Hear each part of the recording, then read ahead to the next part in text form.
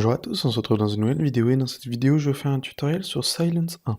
Donc là vous allez sur la petite flèche en haut à gauche, ici vous avez preset, et ici vous avez tous les presets que vous pouvez charger, et ensuite vous cliquez sur le preset que vous avez envie de charger, donc par exemple Orion Gal, et ici il est chargé. Donc là vous allez dans menu, vous faites clic gauche, et vous faites copie. Donc là vous avez copié un preset. Si par exemple j'ai sur un autre preset qui n'a rien à voir, et je fais menu, et paste, et ça copie le preset qu'on a copié juste avant. Donc vous allez dans menu, et ici vous avez randomize preset, et là ça va mettre un preset aléatoirement. Alors vous venez ici, vous faites clic gauche dans le menu, et vous faites save preset. Ensuite vous le renommez comme vous voulez, donc moi je le renomme test 2, vous faites enregistrer, et donc là il est sauvegardé. Si on change de preset, ensuite vous allez dans le menu, et vous faites load preset, et ici vous retrouvez vos test 2, et du coup ça va bien mettre vos test 2 directement dans le VST. Donc là si on fait espace, le son est comme ça. Donc on vient sur le petite option de main volume, on fait clic gauche et on descend si on les met à 0. Donc là on n'entend rien. Ici on le met au maximum, on le met jusqu'en haut. Et là le son est au maximum. Donc j'espère que cette petite vidéo vous aura été utile. Donc là vous allez dans le menu, vous faites clic gauche et vous faites delete preset. Et là ça va supprimer le preset. Donc là si on fait espace, on a bien du son. Et en fait on vient sur polyphonie, on fait clic gauche, et on descend. Et on met à 0. Et donc là, je vais faire des modifications. Je vais en faire 3 par exemple. Une ici, et une ici. Et donc là, par exemple, je suis gouré et j'ai envie de revenir en arrière. Donc vous faites CTRL, ALT et Z. Du coup, là, c'est revenu. Là, c'est revenu. Et là, c'est revenu. Donc là, on a un petit C, donc on peut faire clic gauche sur le C et ça va copier notre oscillateur et qu'on peut mettre, si on fait le petit P, ça permet de coller ici. Donc on aura les mêmes paramètres de chaque côté. Donc ici l'option solo en fait ça permet de séparer la partie A de la partie B. Donc pour faire clic gauche, vous cliquez dessus et quand c'est jaune c'est activé, quand c'est pas jaune bah c'est pas activé. Et vous faites clic gauche pour l'activer. Et du coup ça va bien séparer en fait quand c'est activé la partie B de la partie A. Par exemple si je me mets sur la partie B et que je fais entrer là on n'a rien. Alors que si je désélectionne, en fait ça va prendre les deux parties, du coup la partie A, vu que j'ai quelque chose, bah j'aurai du son. Donc l'option octave, ça permet de mettre beaucoup plus aigu ou plus grave votre son. Donc quand vous mettez moins, le son est plus grave, et quand vous mettez plus, le son est plus aigu. Donc là, si on laisse à -3, il y a quelque chose de beaucoup plus grave. Et par contre, si vous faites clic gauche et que vous remontez, et pareil pour redescendre, vous restez appuyé, vous faites clic gauche et vous lâchez. Vous restez appuyé, vous faites clic gauche et vous relâchez. Et là, ça va être beaucoup plus aigu, à +3. Donc l'Oxom Note, ça permet de mettre de plus ou moins grave votre son. Donc plus vous allez être à moins, et plus le son sera grave, et plus vous allez être à plus, et plus le son sera aigu. Donc là, ça va être grave. Et si on augmente, ça va être aigu. Donc l'Oxom Fine, en fait, plus vous allez aller vers là, et plus ça sera aigu, et plus vous allez vers à gauche, et plus ça sera grave. Donc on va faire un exemple.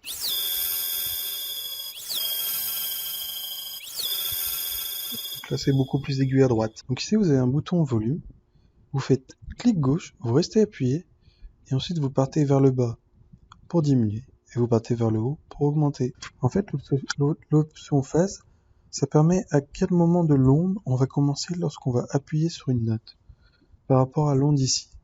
Donc on va prendre comme exemple ce son là. Donc là si je fais espace, ça va commencer au début l'onde. Par contre si je la mets jusque là, ça va être vers la fin.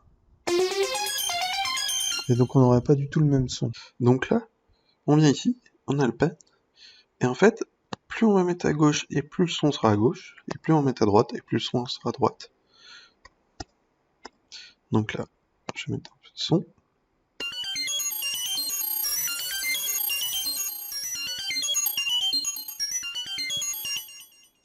Donc là, on a l'option d'étude.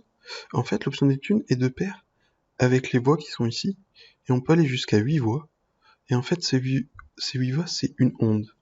Et si jamais on met 8 voix, donc 8 ondes, en fait ça permet de superposer les ondes, et en fait le détune ça permet de déphaser les ondes. En fait c'est par rapport à ça. Et on aura quelque chose de beaucoup plus harmonieux avec 8 ondes. Donc on va voir la différence que ça fait. Donc là on fait espace. Et là si on détune, en fait tu auras les ondes qui vont se chevaucher. Tu auras les 8 ondes qui vont se chevaucher. Donc l'attaque ça permet de montrer progressivement une note. C'est-à-dire que là, si je le mets tout en bas, ça permet, là ça va directement jouer au maximum de sa note. Que là, si je le mets en haut, ça va jouer la note progressivement. Donc on va voir par un exemple. Donc là on le met tout en bas. Donc là on a la note au maximum, alors que là, ça va monter progressivement. Donc il se retrouve ici. Donc le decay en fait ça permet de, quand vous jouez la note, donc la note va augmenter, et en fait c'est quand ça va redescendre, ça va faire une courbe en fait, et ça va redescendre tout doucement. Alors que si on n'avait pas, ça monterait, et ça redescendrait, et ça continuerait. Alors que là, ça remonte, et ça redescend progressivement, et après c'est linéaire. Voilà, et si je fais D... Alors, l'option sustain, ça permet de... En gros, vous avez votre son, quand il démarre, ça va aller tout droit. Le son, enfin le volume du son, ça va progresser normalement. Et ensuite, si vous mettez du sustain à 0, ça va redescendre le volume, et ça va être linéaire après. Et si vous le mettez au max, ça va monter, et après ça va être linéaire. Donc là, on va faire un test. Donc là, ça démarre fort, et ensuite ça redescend. Alors que si on fait ça, ça va être le son sera toujours au même niveau. Et si on met au milieu, bah ça va descendre un peu.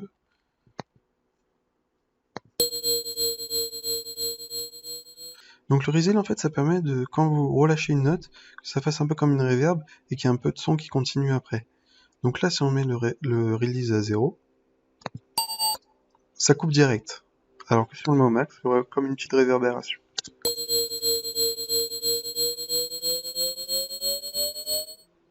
Et donc là, vous avez bien entendu que quand j'ai lâché, il y avait encore un petit peu de son qui jouait. Donc on vient ici, et ici on a un petit schéma OCSA et B.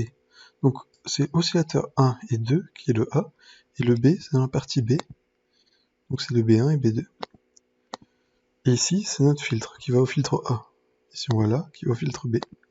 Donc en fait ici vous pouvez changer, si vous faites clic gauche et vous montez, vous pouvez changer. Donc là, les oscillateurs ne passent pas par ce filtre là. Si vous descendez, ici, l'oscillateur de la partie A et de la partie B passe par le filtre. Et ici, il n'y a que la partie A qui passe par ce filtre-là. Après, vous pouvez faire de même sur ce filtre-là. Et en fait, ça permet de changer le cutoff, la résonance et le drive, ça vient ici. Et après, vous pouvez changer ici. Donc ici, en fait, vous pouvez changer la sinusoïdale. Donc ici, il n'y a pas de filtre qui est activé. Donc vous faites clic gauche et vous montez ou descendez.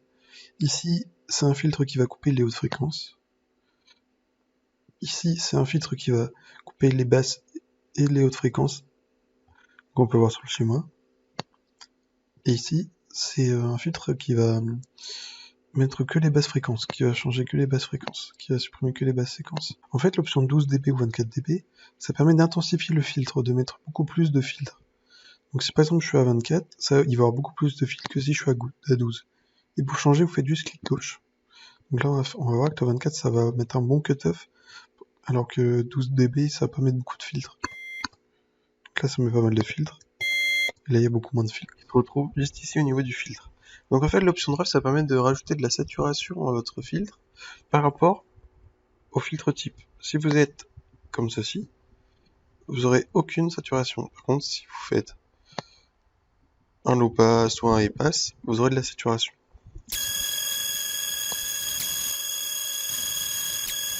Alors, le cutoff, ça permet, en gros, si je vous fais play,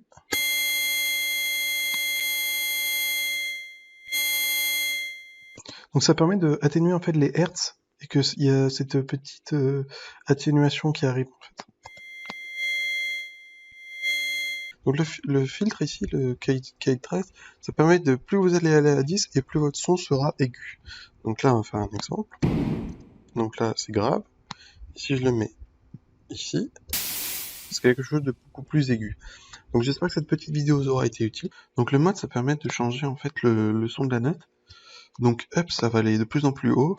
Down, ça va aller de plus en plus bas. On va faire un exemple. Donc là, on est en up. Donc là, ça fait monter la note. Down, ça fait descendre. Up, down, ça monte et ça descend. Down, 2, pareil. Après, random, c'est l'aléatoire. Alternate, ça donne ça. Step. Et chord. Donc, l'upstem, ça permet de mettre... En fait, c'est l'intervalle entre deux notes. Donc là, plus on va mettre à gauche, plus ça va être lent. Et plus on va mettre à droite, plus ça va être rapide.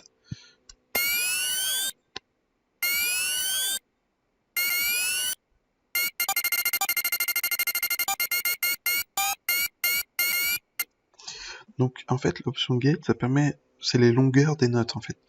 Plus on va mettre à droite et plus les longueurs seront longues, et plus on va mettre à gauche et plus elles seront courtes.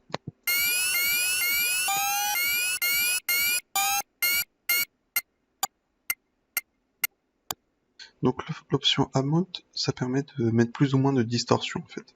Plus on va mettre à droite et plus il y aura d'effets, et plus on va mettre à gauche et plus il n'y aura plus d'effet de distorsion.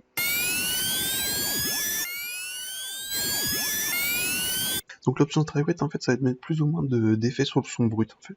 Plus on met à gauche ici à 0, et plus moins il y aura d'effets, et plus on met à 10 et plus il y aura d'effets. Donc là.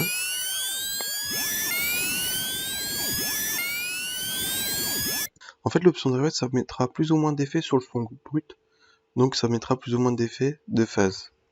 Donc là, si on met à gauche, il n'y aura pas du tout d'effet, alors que si on met à droite, il y aura beaucoup d'effets.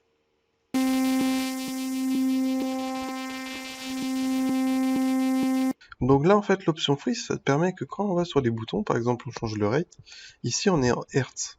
Ici, on peut voir qu'on est en Hertz.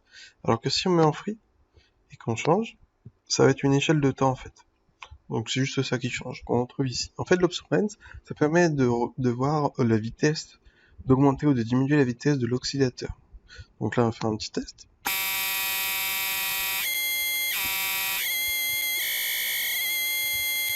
Alors, l'option 7 qu'on retrouve ici, en fait, ça permet de décaler la phase, en fait. Ça va pas commencer, donc, ici, là, au niveau de la wave. En fait, ça va pas commencer au début, si on décale vers plus 10, ça va commencer plus tard, en fait, par rapport à ta wave. Donc là, si je fais un petit test. Et donc là, ça commencera soit un petit peu après, soit un petit peu avant de la wave. Donc en fait, l'option mid-range, ça permet de monter ou descendre la hauteur des notes. Donc là, si je fais espace,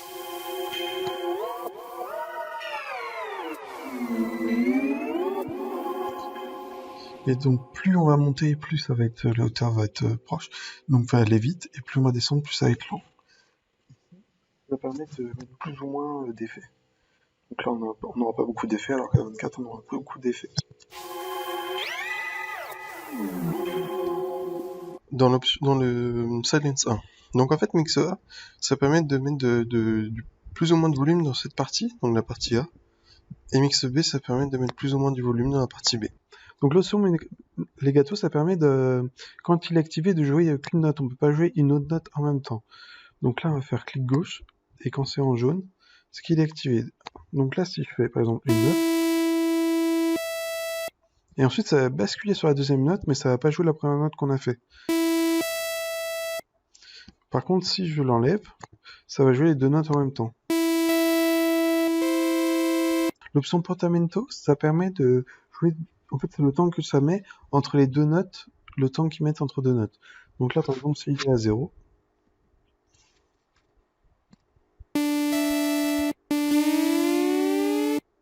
donc là ça vient chercher la note en fait, ça met beaucoup plus de temps à aller chercher la note. Donc j'espère que cette vidéo vous aura été utile, n'hésitez pas à vous abonner à la chaîne pour avoir d'autres astuces, et au revoir.